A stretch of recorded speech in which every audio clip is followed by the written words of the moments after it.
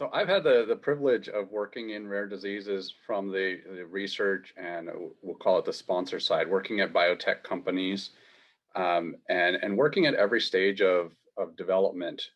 Eric did a nice job of describing those stages in the different terminology that different people might understand.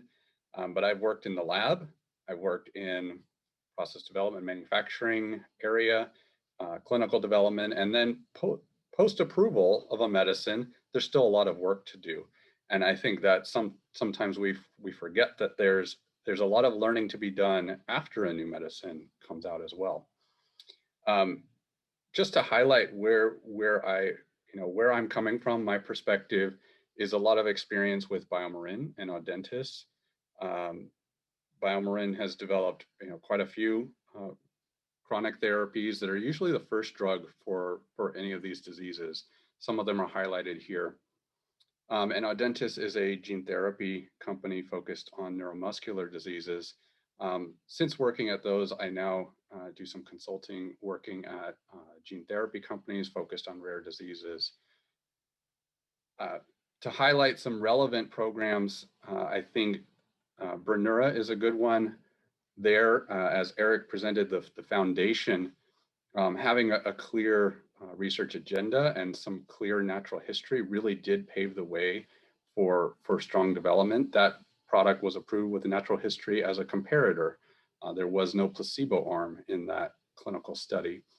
And these other programs, I think, highlight that a lot of these diseases affect children as well. So one of the other challenges that comes with these treatments is you're studying them for a long time. You're trying to understand the perspective not only of the patient, but also their caregiver and their family.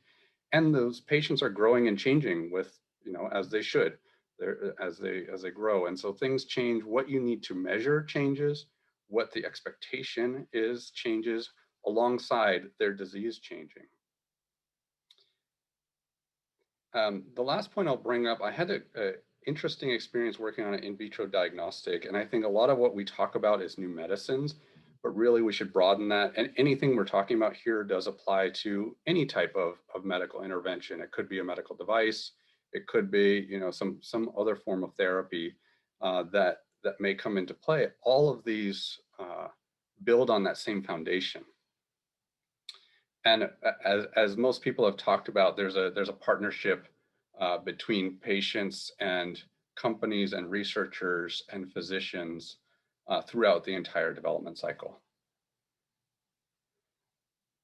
When I think about how, from a company perspective, what we think about patients being engaged and how that helps us, it really does provide value throughout that development cycle. Early on, we're learning from the natural history about what the patients need and what is currently being done. So that highlights where there could be improvements. Importantly, like Scott said, sometimes selecting patients, you want to find patients that exist. If your inclusion criteria says they must be under 3 years old, but the average age of diagnosis is 5.5, you're going to have a problem. So really understanding that even the simple metric of what's the average age of diagnosis can be really useful and important for developing a clinical study. During clinical development, it's fairly obvious to look to patients to find out what are relevant outcomes and meaningful outcomes. And unfortunately, that doesn't always happen. I think that's what Scott brought up very nicely, that partnership early on can really make your study better. And then long term, we're looking at this commitment for a long time. Most of these type of diseases are chronic diseases. Most of these treatments are chronic treatments. And it's really important to see what the long-term outcomes are. And long-term could be 10, 15, 20 years in a lot of these cases. And I think there's a new perspective on the types of information that constitute real-world evidence.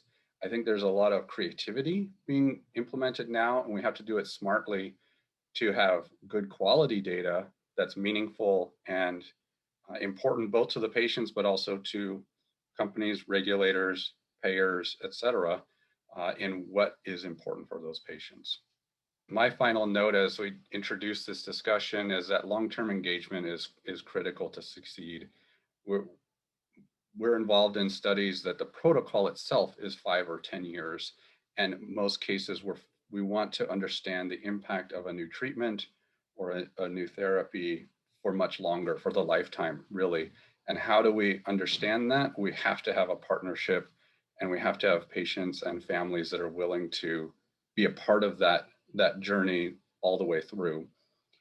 And I will say the longitudinal data. So that's another term that you may hear. What that means is data that's collected consistently on the same patient over time.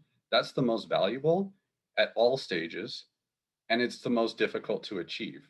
It is really, really important to have, but very difficult to have.